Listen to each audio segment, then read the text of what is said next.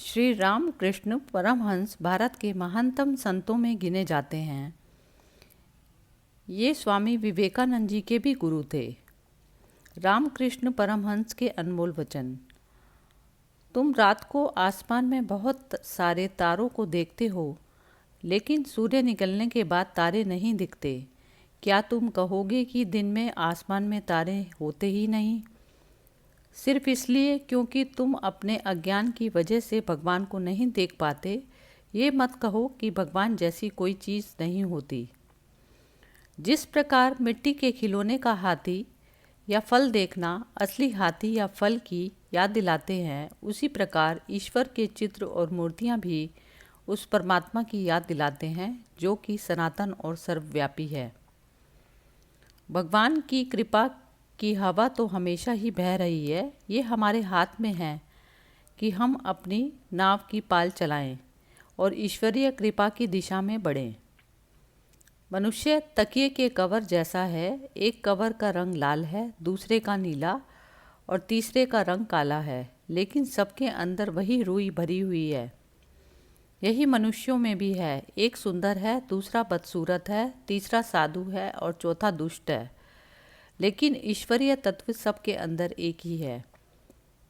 भगवान सब जगह है, लेकिन हर मनुष्य के रूप में वह तुम्हारे समक्ष ही तो है। प्राणी मात्र को ईश्वर मानते हुए उसकी सेवा करो। यह ईश्वर की पूजा के समान ही फलदायी है। जरूरी चीज़ है छत तक पहुंचना। तुम पत्थर की सीढ़ी चढ़कर जा सकते हो, बांस की सीढ़ी चढ़कर जा सकते हो, या रस्सी से भी चढ़कर जा सकते हो। तुम सिर्फ एक बांस की मदद से भी चढ़कर ऊपर पहुंच सकते हो। इसी तरह भगवान को भी किसी भी मार्ग से प्राप्त किया जा सकता है। सभी धर्म के मार्ग सत्य हैं। तुम ईश्वर की चाहे जैसे प्रार्थना करो, वह उन तक पहुंचती है। ध्यान रखो, वह चींटी के कदमों की आहट भी सुन सकते हैं। ईश्वर के नाम अनंत हैं और असंख्य रास्ते हैं जिससे उनसे संपर्क किया जा सकता है। तुम जिस भी नाम और रूप से उनकी वंदना करोगे, उसी से वह तुमको प्राप्त होंगे। सूर्य का प्रकाश हर जगह एक समान ही पड़ता है, लेकिन सिर्फ चमकदार सतह जैसे पानी की सतह या दर्पण ही उसे परावर्तित करता है। ईश्वर का दिव्य प्रकाश भी ऐसा ही है। यह सबके हृदय पर बराबर बिना पक्षपात के पड़ता है, परंतु केवल पवित्र और सच्चे हृदय वाले लोग ही उस दिव्य प्रकाश को सही से ग्रहण और परावर्तित कर पाते हैं। भगवान तो सबके मन में है, लेकिन सबका मन भगवान में नहीं लगा है, इसलिए हम कष्ट और दुर्गति को भोगते हैं। बरसात का पानी ऊंची ज़मीन पर नहीं टिकता, वो बहकर नीचे ही आता है। जो विनम्र और सच्चे हैं उन पर ईश्वर की दया बनी रहती है, परंतु अहंकारी और दंभी पर अधिक देर तक नहीं टिक पाती। जैसे तुम ईश्वर से भक्ति के लिए प्रार्थना करते हो, वैसे ही उनसे प्रार्थना करो कि तुम्हारे अंदर से दूसरों का दोष देखना बंद हो जाए। एक अनंत जल स्रोत की कल्पना करो।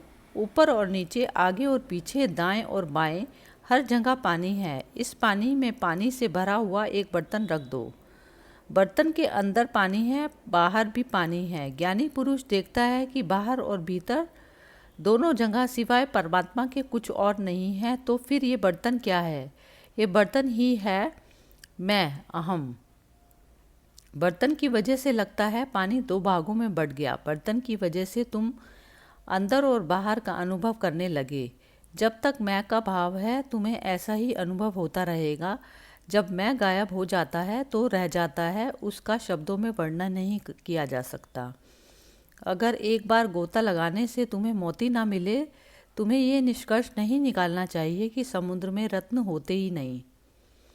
जब एक कच्ची मिट्टी का बर्तन टूट जाता है तो कुम्हार उस गीली मिट्टी से नया बर्तन बना देता है, परंतु यदि एक मिट्टी का पका हुआ बर्तन टूट जाए तो फिर उससे नया नहीं बन सकता। इसी प्रकार यदि कोई व्यक्ति अज्ञान की अवस्था में मृत्यु को प्राप्त होता है तो वह दोबारा होता है पैदा, परंतु जब वह सच्चे ज्ञान की आग में पक जाता है और एक आदर्श व्यक्ति के रूप में मरता है, तब उसका दूसरा जन्म नहीं होता।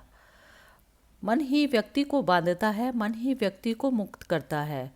जो भी पक्के दृढ़ विश्वास से कहता है मैं बंधा हुआ नहीं हूँ, मैं मुक्त हूँ, वह मुक्त हो जाता है। वह मूर्ख है जो हमेशा रटता रहता है मैं बंधन में हूँ, मैं बंधा हुआ हूँ। वह हमेशा वैसा ही रह जाता है जो बार बार दिन और रात ये रटता रहता है मैं पापी हूँ, मैं पापी हूँ। वह वाकई पापी बन जाता है।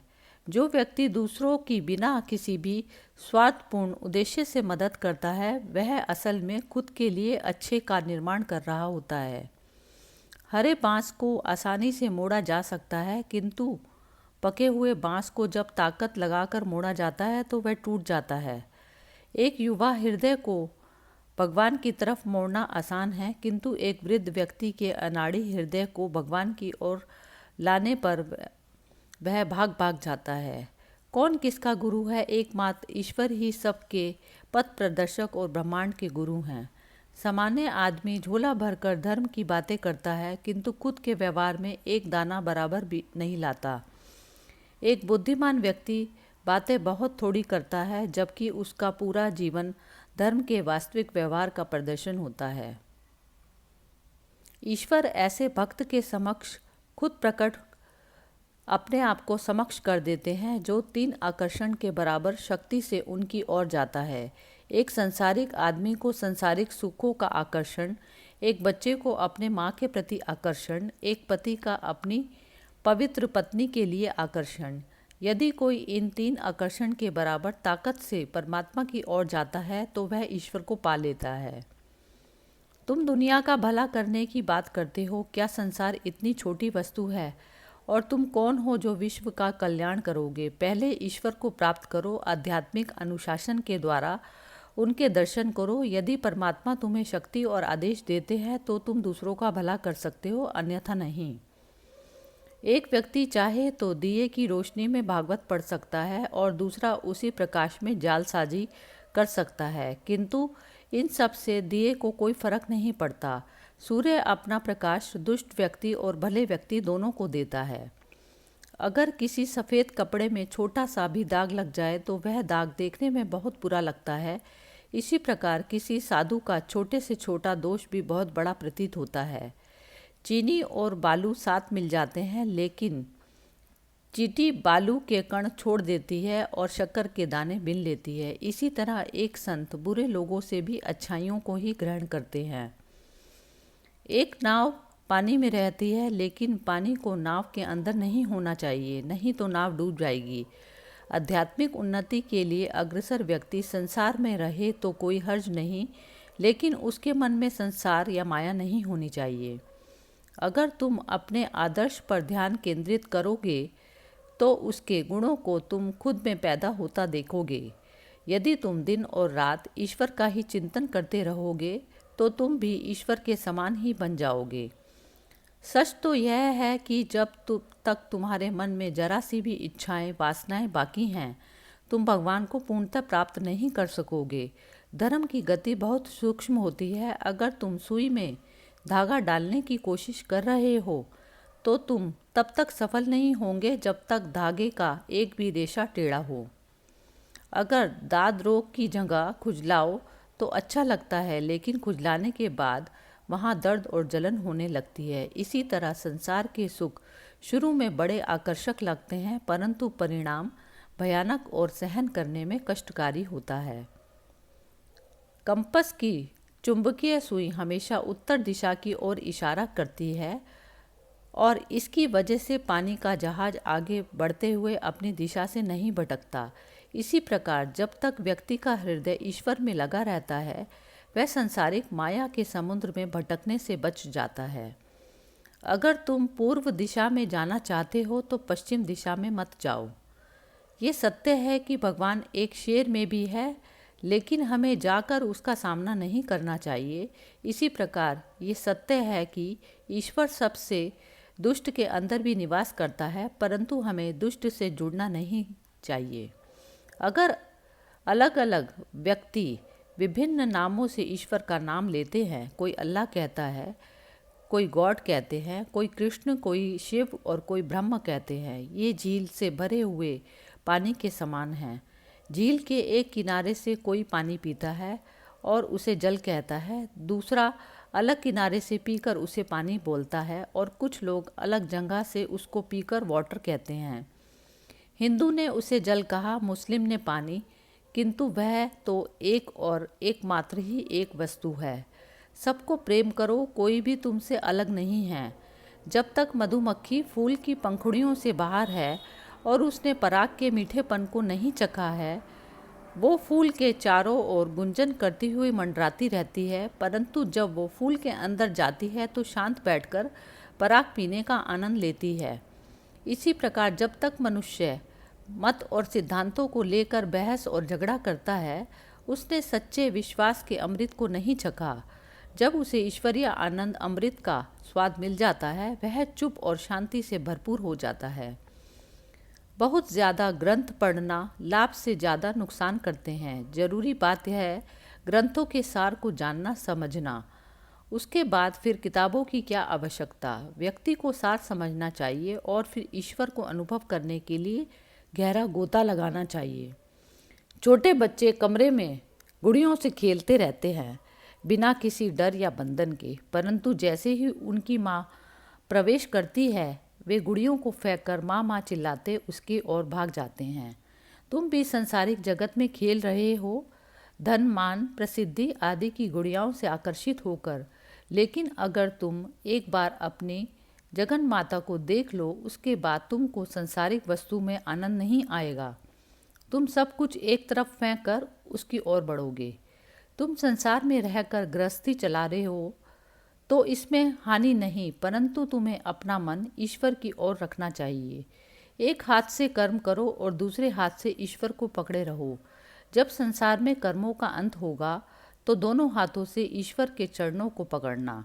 जैसे अगर किसी की पीठ में घाव हो जाए तो वो लोगों से बातचीत और दूसरे व्यवहार आदि तो सब करता है, परंतु उसका मन हर समय उस घाव के दर्द की ओर ही पड़ा रहता है।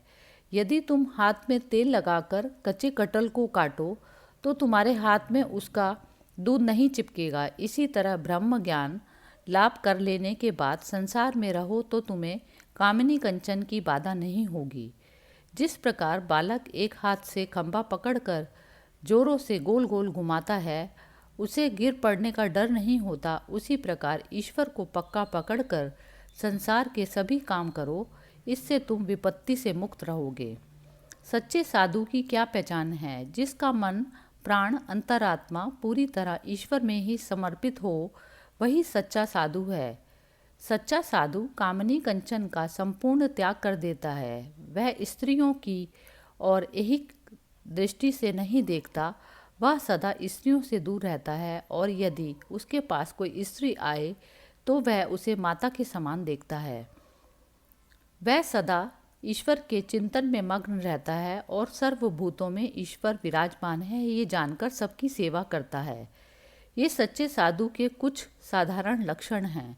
जो साधु दवाई देता है, झाड़ फूंक करता है, पैसे लेता है और भभूत रमा कर या माला तिलक आदि बाह्य चिन्हों का आडंबर रच कर मानो साइन बोर्ड लगाकर लोगों के सामने अपनी साधुगिरी का प्रदर्शन करता है, उस पर कभी विश्वास नहीं करना।